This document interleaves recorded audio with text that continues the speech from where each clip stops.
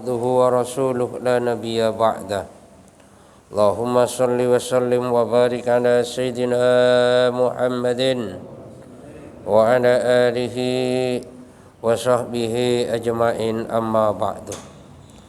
Yang kami hormati para ulama, para ustadz, hadirin hadirat, bapak-bapak, ibu-ibu, jamaah salat maghrib yang dimuliakan Allah Subhanahu wa taala. Alhamdulillah, Allah Subhanahu wa taala masih memberikan kesempatan kepada kita, masih memberikan kekuatan kepada kita, masih memberikan kemudahan kepada kita, sehingga kita masih bisa melaksanakan salat maghrib secara berjamaah. Kita lanjutkan dengan majelis taklim. Ini semata-mata karena hidayah dan kekuatan daripada Allah Subhanahu wa taala.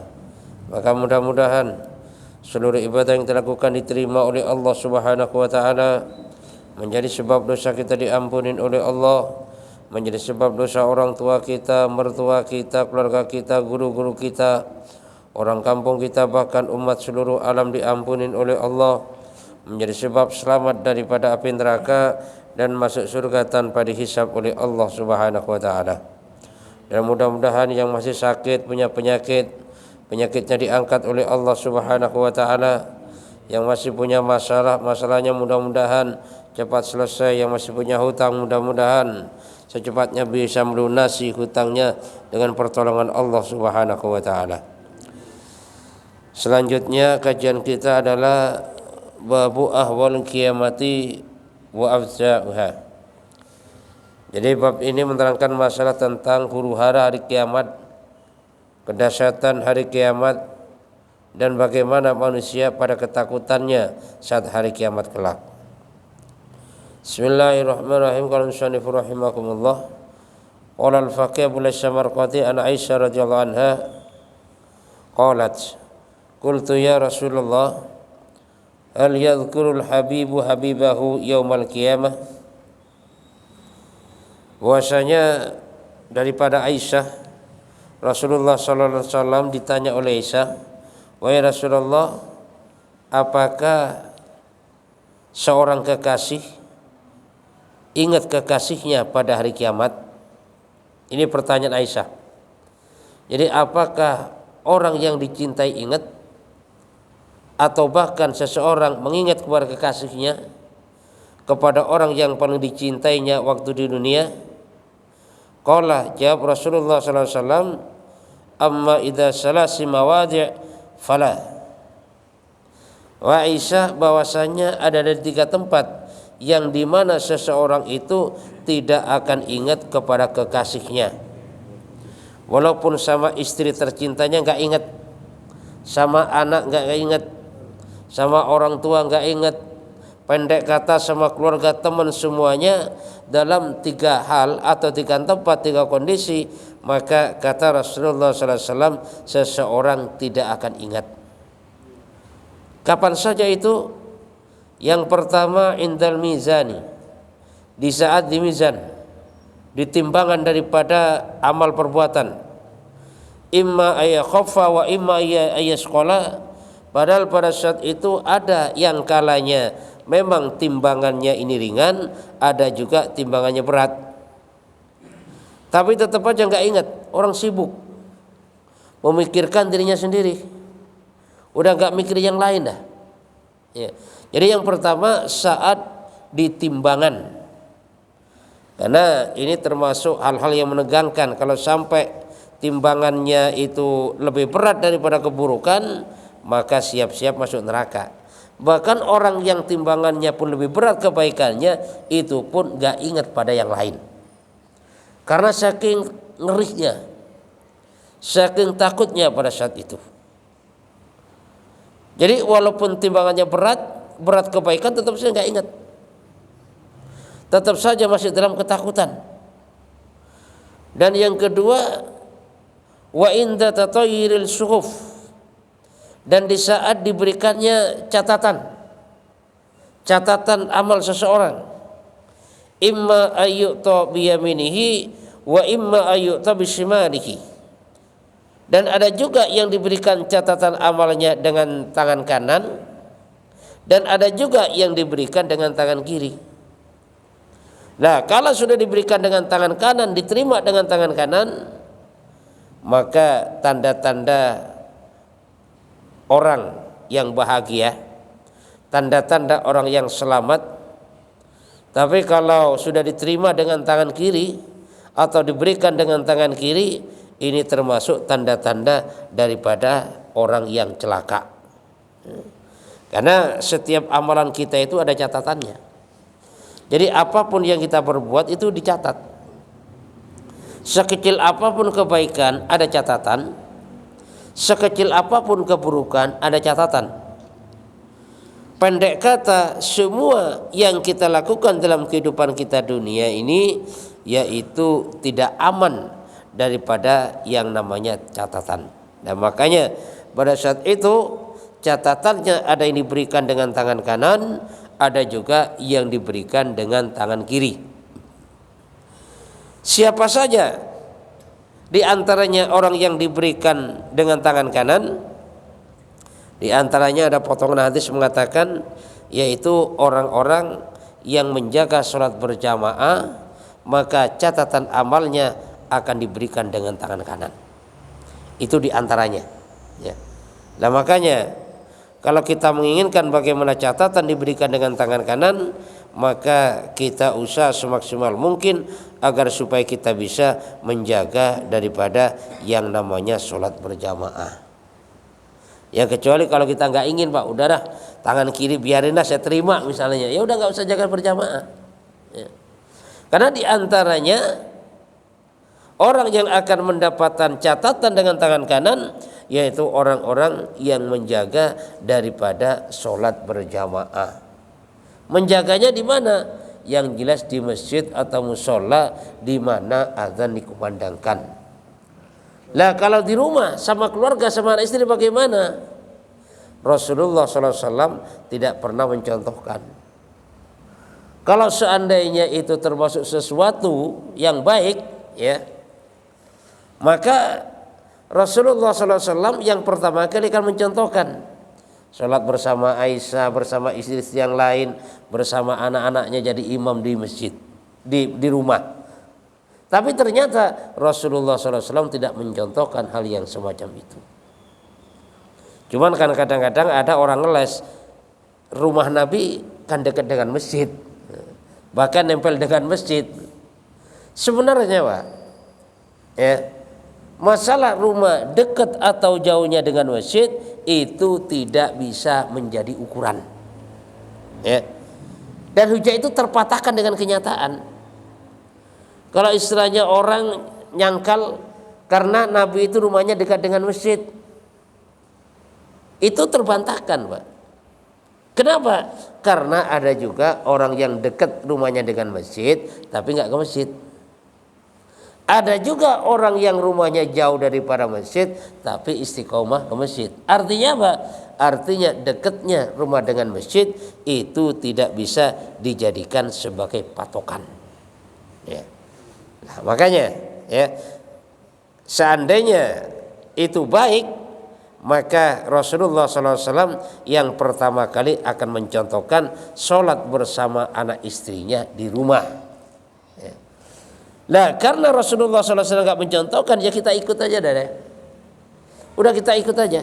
Kenapa? Karena Rasulullah SAW yang tahu persis bagaimana keadaan hari kiamat, keadaan akhirat, keadaan surga dan neraka, yang tahu adalah Rasulullah SAW. Nah, karena yang tahu Rasul, ya udah kita ikut saja.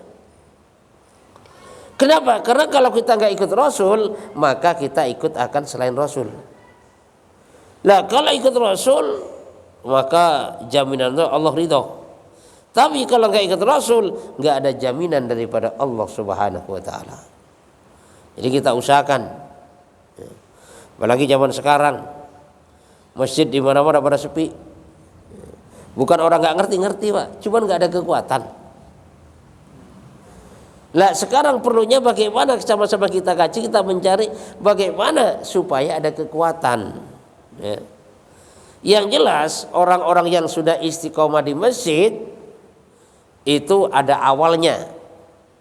Awalnya dia istiqomah macam-macam. Bisa juga mungkin karena diajak oleh temannya. Bisa juga mungkin karena pernah ada masalah sehingga dekat kepada Allah dengan salat berjamaah. Bisa juga karena dengar ceramah, dengar pengajian tentang pentingnya salat berjamaah. Yang penting intinya setiap orang yang sudah punya istiqomah ke masjid dulunya itu punya pengalaman masing-masing. Ya. Nah, makanya disinilah perlunya sifat istiqomah kita jaga dengan harapan apa? Dengan harapan kelak menerima catatan dengan tangan kanan yang termasuk tanda-tanda daripada orang yang selamat di akhirat kelak. Ya.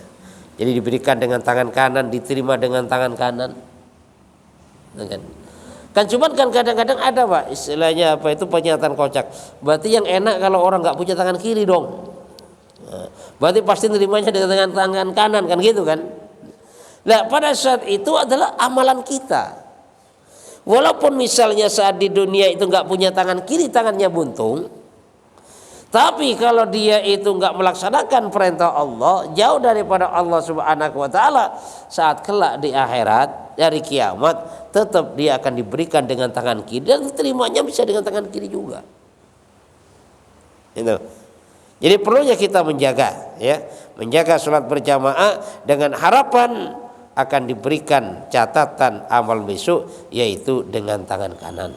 Ya. Sehingga dengan kita perbanyak amalan, kita perbanyak ibadah kepada Allah Subhanahu wa taala, sehingga nanti amalan-amalan buruk ini bisa diganti oleh Allah Subhanahu wa taala dengan kebaikan-kebaikan. Kenapa? Karena Allah Subhanahu wa taala nyatakan bahwasanya innal hasanati yudhibnas sayyi'at, bahwasanya kebaikan-kebaikan yang kita lakukan pada dasarnya nanti akan menghilangkan daripada keburukan-keburukan. Sehingga apa? Sehingga keburukan nanti akan diganti oleh Allah Subhanahu wa taala dengan kebaikan. Yang ketiga, wa hina yakhruju unukum minan nari fayantawi alaihim. Kondisi yang ketiga adalah di saat ada ular atau naga besar yang sebesar punuk onta misalnya kan, ini keluar daripada neraka, dan pada saat itu langsung muncul di hadapan semua manusia. Yang jelas pada saat itu sangat ketakutan Pak. Contoh gini aja dah, misalnya tiba-tiba ya kita lagi santai, ada ular gede banget di depan kita, maka semuanya akan teriak Pak. Dan pada saat itu sudah nggak ingat apa-apa tuh, saking takutnya. Padahal itu masih dunia, apalagi kelak besok kalau sudah di hari kiamat. Maka muncul di depan manusia seekor ular yang sangat besar sekali yang keluar daripada api neraka dan kelihatan sangat ganas sekali. Maka pada saat itu manusia pada ketakutan dan tidak memikirkan kekasihnya, tidak memikirkan istrinya, tidak memikirkan anaknya dan lain sebagainya karena dalam keadaan takut. Nah, makanya di dalam tiga kondisi tadi bahwasanya manusia kata Rasulullah SAW sudah tidak ingat apa-apa, tidak ingat kekasihnya, tidak ingat orang yang dicintainya. Jadi yang pertama di saat mizan, baik itu timbangannya berat amalannya maupun ringan, di saat dibagikan daripada catatan, baik yang menerima diberikan dengan tangan kanan atau kiri, dan yang ketiga di saat munculnya ular besar dari neraka dan langsung menampakkan diri di depan kerumunan manusia. Makalah pada saat itu semua manusia sudah tidak ingat kepada siapa yang saat di dunia dicintai. Makanya hidupnya manusia pada saat itu sudah masing-masing. Jadi yang sekarang itu misalnya kan sangat mencintai kepada si A, udah masing-masing Pak. Lah pada saat itu satu sama lain saling menuntut hak. Bahkan seorang istri nuntut suaminya, seorang anak nuntut orang tuanya, bapaknya dituntut. Udah gak peduli. Ya. Kenapa? Karena pada saat itu sudah dalam keadaan kepepet, dalam keadaan ketakutan, maka semuanya dituntut. Ya. Ditimbang, dosanya gede banget. Bahkan kebaikannya nyaris gak ada. Makanya pada saat itu bapaknya dituntut. Kenapa? Karena bapaknya nggak pernah mengajarkan kebaikan. Bapaknya nggak pernah mengajarkan agama, nggak pernah mengajarkan ngaji dan sebagainya. Sehingga anaknya jauh daripada Allah, anaknya tidak melaksanakan ibadah, dan anaknya ini dekatnya kepada maksiat. Sehingga dituntut pada saat itu. Seorang istri nuntut juga pada suami. Karena saat di dunia cuma dikasih uang doang, dikasih belanja, dikasih urusan dunia, tapi urusan akhirat nggak pernah diperhatikan. Istri nggak tutup aurat nggak diperhatikan, istri nggak sholat nggak diperhatikan, istri keluar rumah sendirian nggak diperhatikan. Pendek kata, seorang suami yang tidak memperhatikan agama seorang istri, maka nanti suatu saat akan dituntut di hadapan Allah Subhanahu wa taala. Jadi di saat mizan itu sudah dituntut. Ya. Makanya Pak, sebenarnya kondisi seorang suami itu berat. Laki-laki itu berat. Ya. Jadi di dunia pun sudah berat tanggung jawabnya, apalagi akhirat. Ini tanggung jawab daripada seorang suami. Nah, makanya Allah Subhanahu wa taala pesan dalam Al-Qur'an, qu anfusakum wa ahlikum naro, jagalah dirimu dan keluargamu daripada api neraka. Nah, lalu bagaimana caranya menjaga? Nah, inilah yang kadang-kadang ya masih mentok jawabannya. Bagaimana caranya menjaga daripada api neraka? Sebenarnya gampang, Pak, kalau mau. Hadirkan saja pesan Allah, pesan Rasul. Atau bahkan misalnya kita pulang dari pengajian, dari masjid, kira-kira berapa ilmu yang kita dapat, kita kumpulkan anak kita, istri kita, untuk duduk bersama, kita sampaikan oleh-oleh yang dari masjid. Atau bahkan kita hadirkan pesan Allah, pesan Rasul, lewat apa? Lewat taklim di rumah. Contoh gini, misalnya habis isya, lagi asik nonton TV, maka kita stop duluan TV-nya. Yuk sama-sama kita kumpul. Ini ada pesan Allah dan pesan Rasulullah. Maka kita baca firman Allah, kita baca hadis Rasul. Kalau memang kita nggak bisa baca Arabnya, cukup kita baca terjemahannya saja. Yang kita hadirkan apa? Yang kita hadirkan pesan Allah yang berhubungan dengan masalah keuntungan-keuntungan. Yang kita hadirkan pesan Rasul yang berhubungan dengan keuntungan-keuntungan. Lah, kenapa yang kita hadirkan masalah keuntungan? Karena manusia ini pada dasarnya condongnya dengan keuntungan. Dia mau berbuat kalau ada untungnya, dan dia tidak akan mau berbuat kalau tanpa ada untungnya. Inilah sifat manusia nih. Jadi walaupun hujan deras, petir menyambar, kalau tahu untungnya, maka dia akan berbuat. Walaupun dalam keadaan aman, terang, gak hujan, tapi kalau gak ada untungnya, dia gak mau berbuat. Kita hadirkan pesan Allah, kita hadirkan pesan Rasul yang berhubungan dengan masalah keuntungan-keuntungan. Contohnya apa? Contohnya kita hadirkan bahwasanya Rasulullah SAW bersabda, sholat berjamaah lebih utama 27 derajat daripada sholat sendirian. Kita hadirkan keuntungan itu. Bahkan bukan hanya sekali dua kali, kita hadirkan terus tiap hari. Sholat berjamaah lebih utama 27 derajat daripada sholat sendirian. Sehingga apa? Sehingga kalau kita hadirkan keuntungan-keuntungan yang semacam itu, nanti lama-lama keuntungan itu akan masuk ke dalam hati kita, akan masuk juga ke dalam keluarga kita. Sehingga kalau sudah masuk ke dalam hati, maka dia akan mudah dan akan semangat untuk melaksanakan keuntungan-keuntungan yang dijanjikan oleh Allah Subhanahu wa taala dan dijanjikan oleh Rasulullah sallallahu alaihi wasallam. Ya. Kita hadirkan janji Allah, ya. Bahwasanya udkhulul jannata antum wa aswajukum tukhbarun.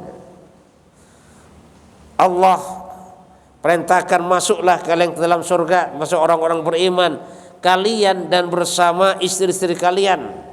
Dan di dalam surga akan mendapatkan berbagai macam kebahagiaan, kegembiraan, kesenangan, dihadirkan juga. Sehingga kalau kita hadirkan pesan Allah yang semacam itu, maka kita ada semangat untuk masuk surga, istri kita ada semangat untuk masuk surga, bahkan anak-anak kita pun juga ada semangat untuk masuk surga. Dengan harapan apa? Dengan harapan di surga kelak bersama-sama kembali. Karena yang jadi permasalahan sekarang ini, ya, keuntungan-keuntungan akhirat, keuntungan-keuntungan yang dijanjikan oleh Allah dan Rasulullah itu jarang didengar, jarang sampai. Sehingga apa? Sehingga yang selalu dikejar adalah keuntungan dunia. Wah, kalau saya dagang dari pagi sampai sore, untung saya 1 juta. Karena untung saya 1 juta, ngapain juga saya ngaji? Ngaji mah gak dapat duit. Ngapain juga saya sholat berjamaah? Sholat berjamaah gak dapat duit. Kan gitu mikirnya. Kenapa? Karena selama ini yang hadir di dalam kehidupannya keuntungan urusan dunia. Makanya Pak, kita hidupkan taklim di rumah, kita sampaikan pesan Allah, pesan Rasul, pada dasarnya seperti iklan. Di TV, kalau kita lihat TV itu selalu ada iklan. Lah, apa maksud tujuan daripada iklan? Yaitu untuk memasukkan kesan produk kepada hati setiap orang yang melihat iklan tadi. Sehingga apa? Sehingga suatu produk kalau sudah ada kesan dalam hati seseorang, maka dia akan semangat menggunakan daripada produk itu. Contoh gini, misalnya seseorang sudah biasa nyuci pakai deterjen A misalnya kan. Terus di TV ada iklan deterjen B. Padahal deterjen B ini nggak bagus-bagus amat. Lebih bagus yang deterjen A yang selama ini dipakai. Karena deterjen A tadi udah nggak ada iklannya, bahkan iklannya udah jarang. Dan sedangkan deterjen B tadi yang kurang bagus sebenarnya produknya, tapi iklannya gencar banget. Lah, maka suatu saat yang biasa pakai deterjen A bisa beralih pakai deterjen B, walaupun deterjen B itu gak bagus-bagus amat. Kenapa? Karena banyaknya iklan. Disitulah pentingnya kita mengiklankan kebaikan. Kepada siapa? Ya kepada anak kita, istri kita, keluarga kita, teman kita, atau bahkan kepada orang yang kita temuin. Pentingnya kita iklankan pesan Allah, pesan Rasul. Kita iklankan kehidupan dunia, sementara kehidupan akhirat selamanya kita iklankan bagaimana surga, dan juga kita iklankan bagaimana neraka. Supaya apa? Supaya masuk di dalam hati manusia. Ya kan? Karena kalau sudah masuk dalam hati enak banget Pak. Kayak gini aja, sholat berjamaah sudah masuk dalam hati. Kita kagak sholat berjamaah, nyesel banget rasanya tuh. Coba dah. Kita udah biasa ngaji, biasa taklim, dan taklim itu sudah masuk kesannya dalam hati. Nggak taklim, nyesel banget kayaknya. Kenapa? Karena sudah masuk dalam hati.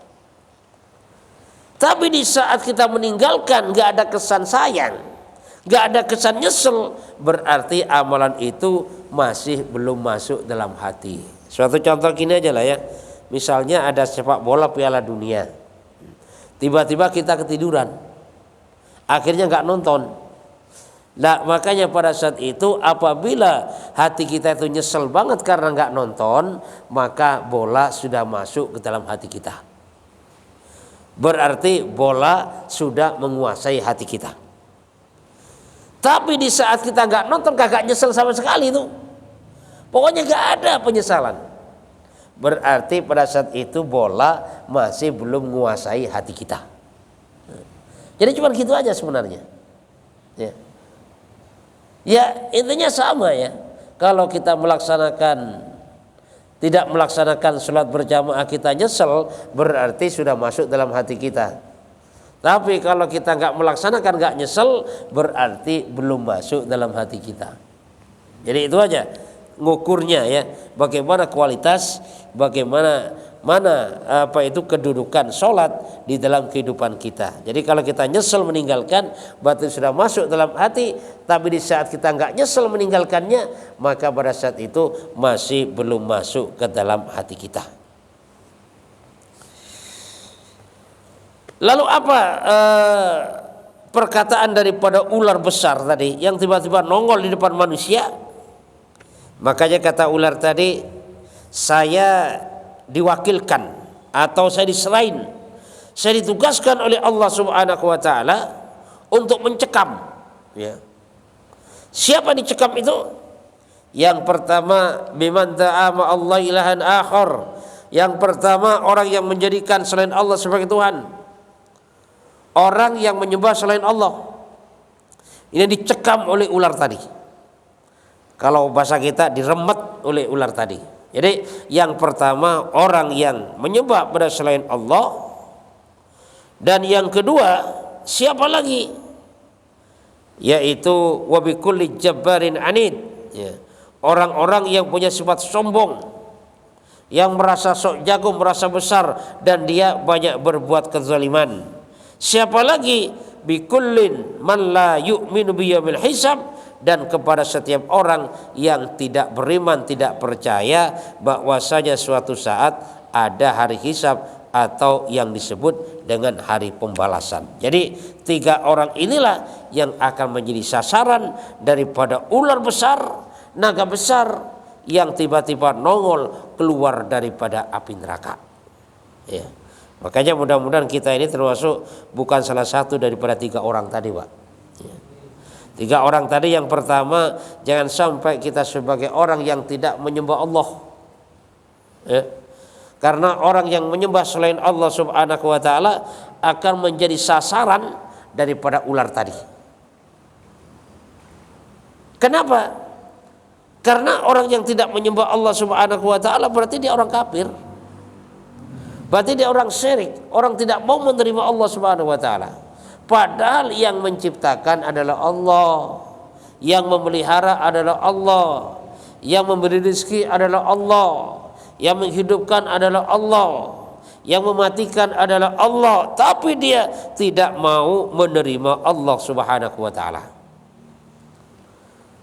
Dan orang yang tidak mau menerima perintah Allah Subhanahu wa taala termasuk orang sombong.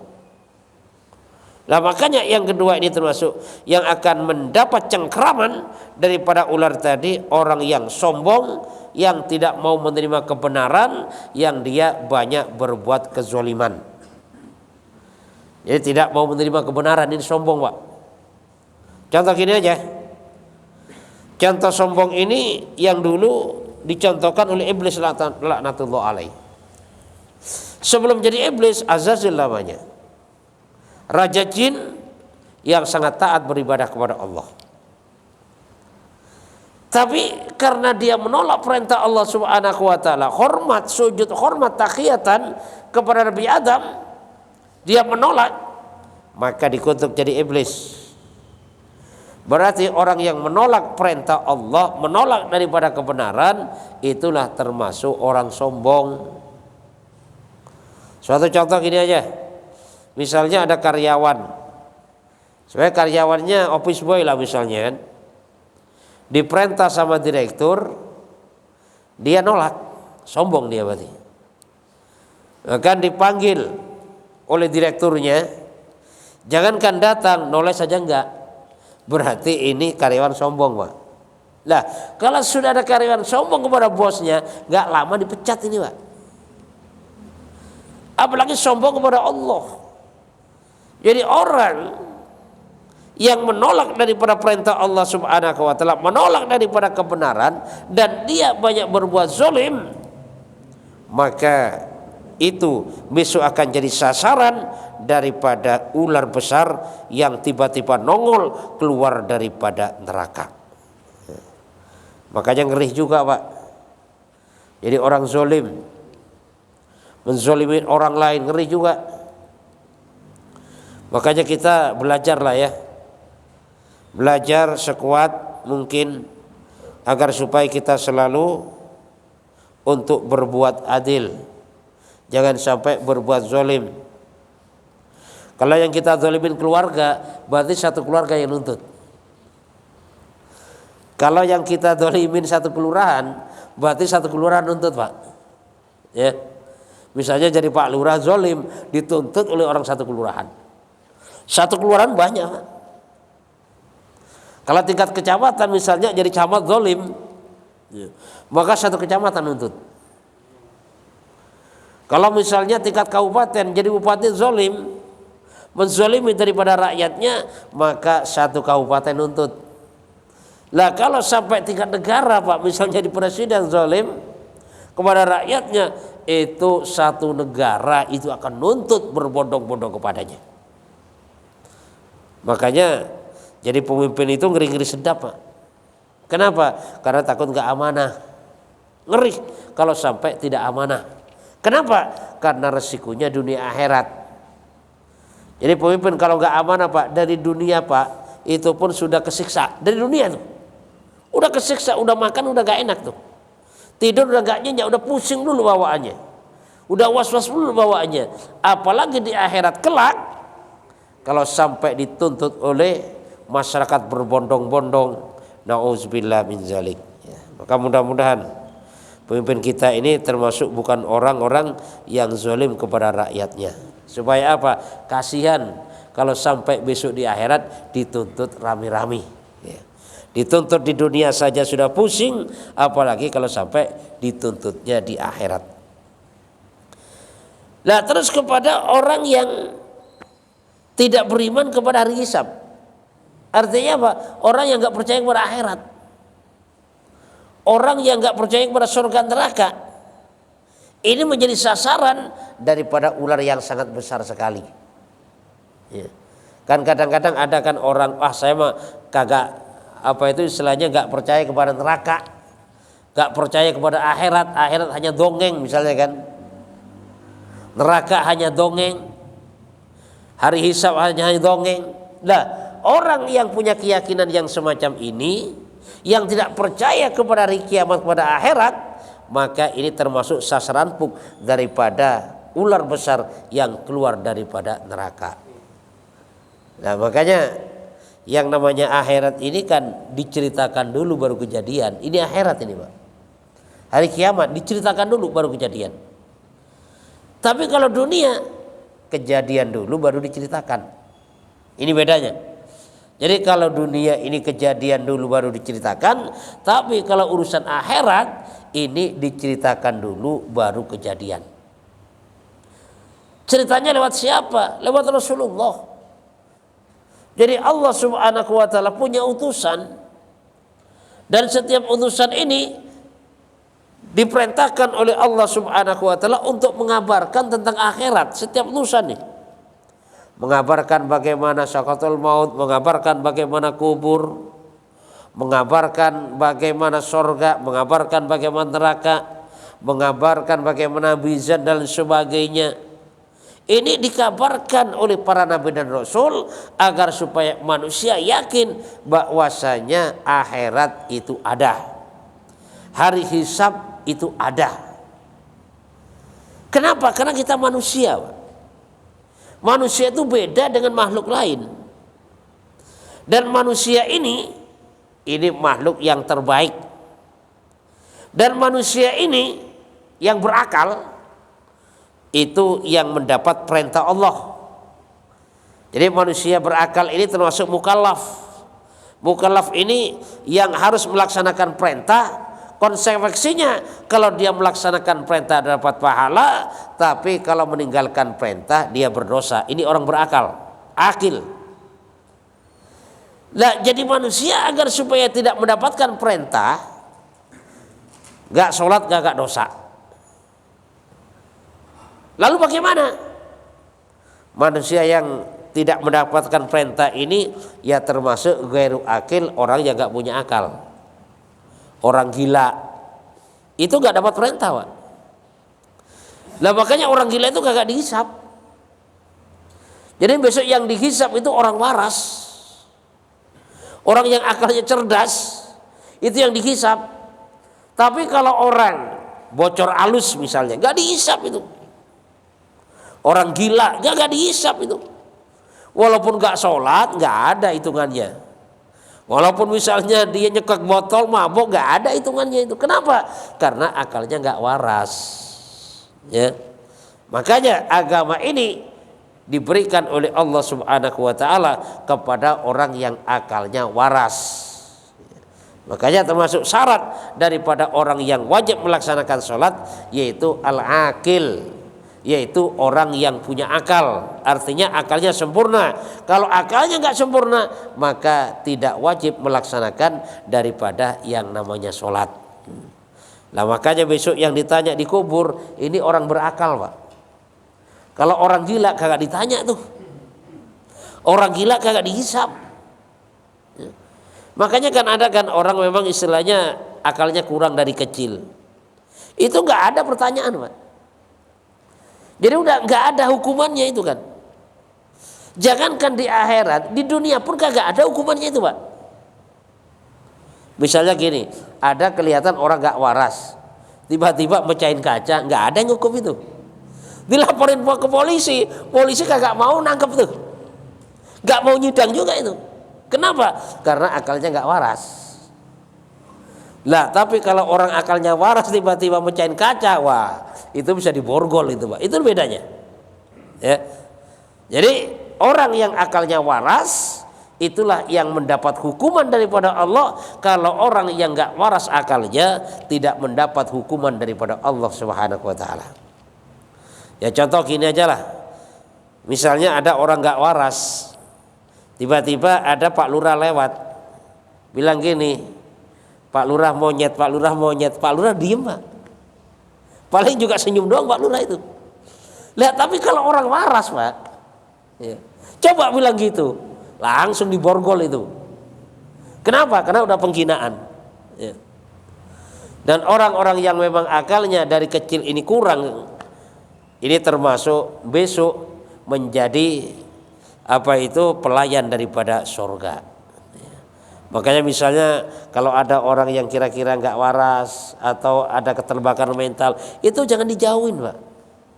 Kalau bisa sering kita kasih makan, sering kita kasih uang, kita senengin.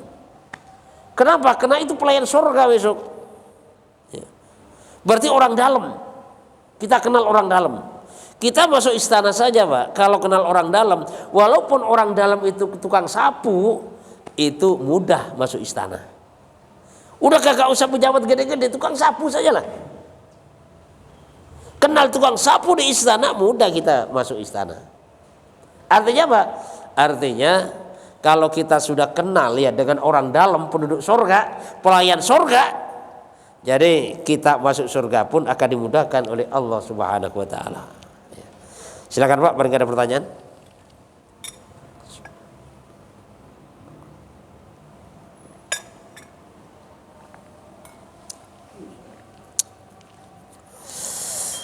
Ya, mudah-mudahan Allah Subhanahu wa taala berikan kepahaman kepada kita sehingga semakin hari semakin taat kepada Allah Subhanahu wa taala. Mudah-mudahan Allah Subhanahu wa taala istiqomahkan kita dalam kebaikan, melaksanakan perintah Allah Subhanahu wa taala sehingga kita nanti meninggal dengan husnul khotimah, selamat daripada api neraka dan masuk surga tanpa dihisab oleh Allah Subhanahu wa taala. Subhanakallahumma bihamdika asyhadu an la ilaha illa anta astaghfiruka wa atubu ilaik. Wassalamualaikum warahmatullahi wabarakatuh.